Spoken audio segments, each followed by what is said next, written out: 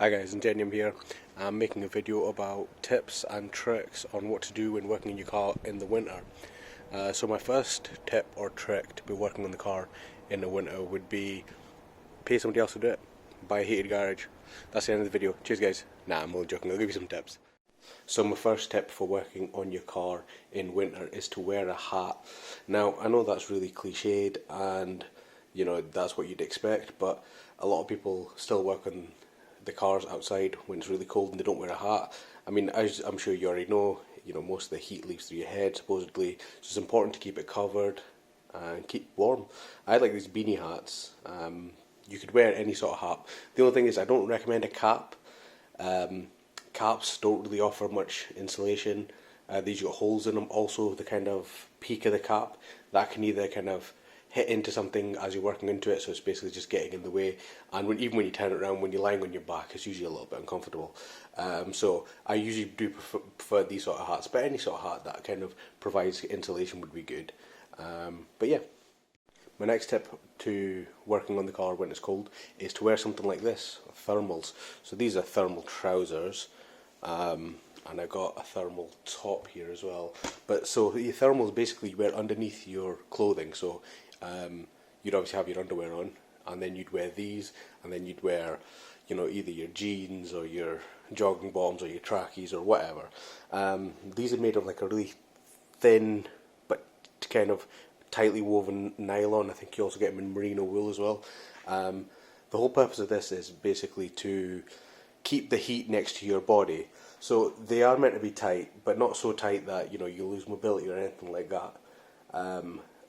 And because it's so close to your body, any heat that your body gives off is kind of trapped by this, and then can either put back into your body, or it slows the rate of heat loss through your clothes, if you know what I mean. So these do make a massive difference. I don't really like wearing these unless it's really cold, because I do find them a little bit not uncomfortable, but I don't usually wear tight clothes. But if it's cold outside, if you wear these, you'll feel the heat loss, or you'll feel the cold much less. So I definitely recommend these. I recommend thermal trousers to wear underneath your joggies, trackers, jeans, whatever. That is actually a thermal jumper, but a thermal top. But you can wear thermal tops, thermal vests, whatever. But they're all fantastic things. You can get them fairly cheap from Sports Direct and other places. You're not going to see them. They're functional, so it doesn't really matter how much you buy them for. But you can get them cheap, but they're really good and they do work. So coming on to what I was saying about the thermals there, I mean the same thing but layers.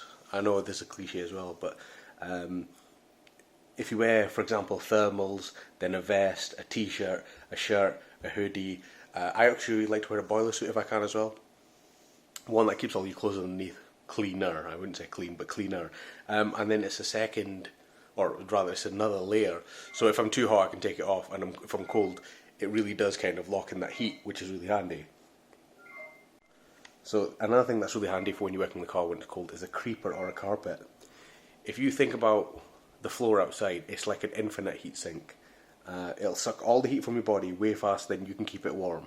So it's really important that you put some sort of boundary or layer between the floor and you, and that'll just stop the heat loss from you into the ground. Because if you touch the floor outside, it'll be cold, and if you leave your hand there for 5 minutes, your hand will be cold, and the ground will still be cold as well, if you know what I mean. It's not like it'll heat up and then it'll be comfortable. No, it'll just suck the heat out of your body, and it'll just make you really uncomfortable. So a creeper is really handy for that, because a creeper obviously lifts off the floor. Depending on if you have a creeper, or if sometimes creepers are annoying because sometimes they lift you a little bit too high. I mean, you could always jack the car higher, but depending if you got it on ramps or whatever. The other annoying thing about a creeper as well is if you're working with hand tools and you're trying to twist something, as you're trying to twist it, I think the torque from that will try and spin you in the creeper. So that can be a bit annoying. So even a bit of carpet works absolutely fantastic. Before I got a creeper, and even to this day, I still use off cuts of carpet that I got for when I think I got carpet in the house. I think I got maybe a metre long a bit, and it's just enough to kind of lie on when I'm underneath the car. And it keeps you warm. I mean, it's amazing how much a small bit of carpet really does keep you warmer. I know there's some like Ray Meter stuff, get off the ground and all that kind of stuff, but it does make a massive difference. So I do recommend either a creeper or a carpet. At a push, cardboard, but it doesn't work nearly as well. If you are going to use cardboard, try and like fold it up so it's like a full box, so you've got like 2 layers, or even fold it up more. But it's not as comfortable, it's not as durable. Carpet is better if you can. The other thing you could use as well is, for example, lino flooring. Again, it's not as good as carpet because it's still a little bit colder. Or obviously you can use a creeper or something like that. But yeah, the great thing. Just a quick side note as well, this is a bit of closed cell foam so it doesn't get wet. But if you're kneeling or anything like that, it's really handy to have because it's thick enough that it gets you off the floor. So it stops you getting cold. It's not really long enough to lie on, but for kneeling on it's absolutely fantastic and it'll take your weight. If I'm changing tyres or something, and I'm sitting down, I'll use something like this, because you can just sit on that, and again, that keeps you off the ground, so that stops you getting cold. The next thing I recommend, and this isn't critical, but I really like this, and this is a flask. I mean, I know you know what a flask is, but I really recommend this because, I mean, I've had this for years, look at the dent in that, but the good thing about a flask is, obviously, you choose a hot drink, tea, coffee, soup, whatever you will. Keeping a hot drink in that whilst you're working in your car and it's outside and it's cold, one, it kind of warms you up on the inside. I know that sounds silly, but trust me, it really works. If you're working in the car, it's cold, you take a couple of sips of hot tea, it really does boost kind of how warm you feel. It improves your morale. Sometimes, you know, you're working in the car, bolt's not coming loose, you're not working as fast as you like, whatever. Take a couple of glugs of coffee or tea or soup or whatever hot drink. It improves your morale, it makes you kind of feel a little bit better, it warms you up, and it keeps you hydrated as well. And that's another thing as well. In the hot weather, you always think about, you know, keeping hydrated because you're sweating and stuff like that. But with all these layers on, you'll be sweating possibly just as much, not even sometimes more, because you'll actually be hot. But because your clothes are soaking it up, you won't be feeling kind of sweaty. And anything on your face, you might not even sweat on your face or anything like that because it'll be so cold that your face isn't sweating, but your armpits and the rest of your body are sweating. So it is really important to keep hydrated as well. So I definitely recommend a flask. Right, the next thing I recommend when you're working on your car, usually if it's winter time, if you're in a northern country, it's cold, it's most likely going to be dark or it's going to be dark soon. So I recommend a light. And now, it could be an inspection like this, or it could be floodlights, or, you know, even a lamp will do, or it could be, you know, a wired inspection lamp. I use one of them for years as well. But the main thing is that you want to try and use lights to keep your work area illuminated, where your tools are illuminated, and even just kind of general area if possible. It's just that way when you're changing tools or when you're doing something, it's just a lot easier rather than using your phone. I've used my phone before, I've dropped it, I've nearly smashed it. It's just been an absolute pain in the backside, and the amount of light your phone gives out compared to one of these is negligible. I've actually got a review of this. This is one of my favourite tools that I bought. It's a DeWalt torch, and it's rechargeable, so it uses the same sort of things as the drills and things like that, but it's a fantastic bit of kit. So yeah, get some lights. Right, the next thing I recommend is gloves. Now, I always recommend gloves anyway. I mean, they keep your hands clean, and that's really important to them as well. But I always double up with nitrile gloves. I don't really like latex gloves, I'm not allergic to them or anything, but I just always find that nitrile gloves are usually a little bit stronger, but not always. Vinyl gloves I usually find useless, so I wouldn't even bother with them. So I usually put 2 pairs of nitrile gloves on.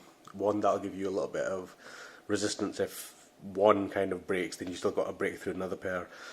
The other thing as well is that it'll keep your hands warmer as well. If you're working on something where you don't need dexterity, like for example if you're working on suspension or something like that, it's not too bad.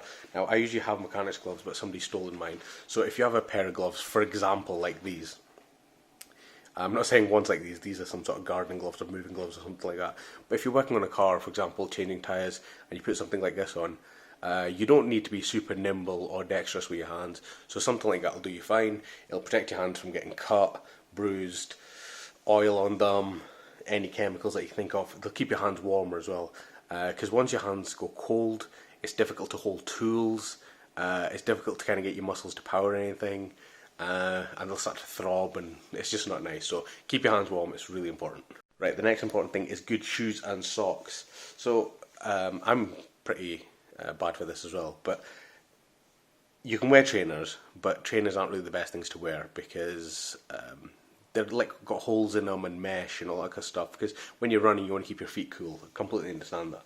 But that's the opposite of what you want in wintertime when stationary. So if you've got a good pair of boots like cat boots or Timberlands, or ideally the cheaper the boot if possible, because they're going to get ruined anyway. If not, then some sort of heavy duty boots from Screwfix or Toolstation or something like that's fine as well.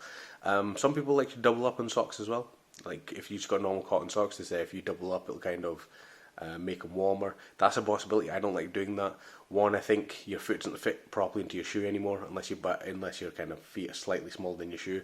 The other thing as well is I'm scared of getting like not friction burns, but I think they would rub together, and I don't think that would be a good thing. I think a better option would be if you can wear wool socks or like really thick wool socks, or sort of socks that they wear for hiking and stuff like that. I think that would do a better job of keeping your feet warm as well. Obviously, if your feet are wet because you've been out and it's raining and then it's dry, try and get them into some dry socks and dry shoes. That'll obviously keep you warmer as well. So another thing is pocket warmers. Now I don't use these because I think they're a bit silly. But some people I know really like pocket warmers. So they're like these little chemical pouch things. You get them, they're probably usually about that big. Then you snap them, some sort of chemical reaction happens, and then basically they heat up. They don't go super hot, but they can get fairly warm. They only last maybe 10 minutes to half an hour, depending. The heat does taper off after a while. But if you're a real if you're really cold, or it is really cold outside, you can have a couple of them, chuck them in your pocket, and stick your hand in there every so often, keep your hands warm, or they'll heat up your body just through your clothes and stuff like that. So that is handy. The other thing as well is when you're working on your car and it is cold and dark and all that sort of stuff, just know your limits as well. If it's a 5-hour job and it's -6 degrees outside, is it really worth doing either on that day, or is it really worth you doing it? So let's just say you think, well, if I do that, but I'll save 150 quid, £200. But if you're sick and you're off for a full week of work, did you really gain anything? Maybe not, maybe. So you have to look at it that way as well. I mean, I've worked on cars, or one of my cars, and I think the coldest it was -6 or something like that. So it's probably not as cold as some people's countries, but in other people will be thinking -6, that's really cold. And it was really cold to working. And I was sick the next day, because I'd worked on the car for about 5-6 hours. And I felt fine. And the next day I woke up and I was full of cold and I was aching. And I think I pushed myself too much and it was cold. And at that time I didn't wrap up properly. I was just the sort of guy who just put on trackies, a vest, a t-shirt, and a hoodie. No extra thermals, no hat. I didn't even wear gloves at the time.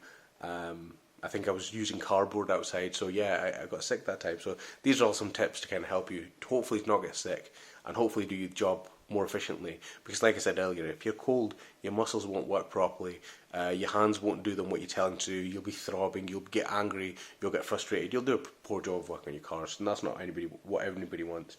And then when you're finished as well, just take a hot shower. I mean, it's the best feeling in the world. If you've been working on your car outside and you're wearing all these layers and you're sweating but you're cold and this or that, the other, once you finish that job in your car, you come in, take off your clothes, obviously have a shower. But that hot shower, it hits like something else. I mean, it's really nice.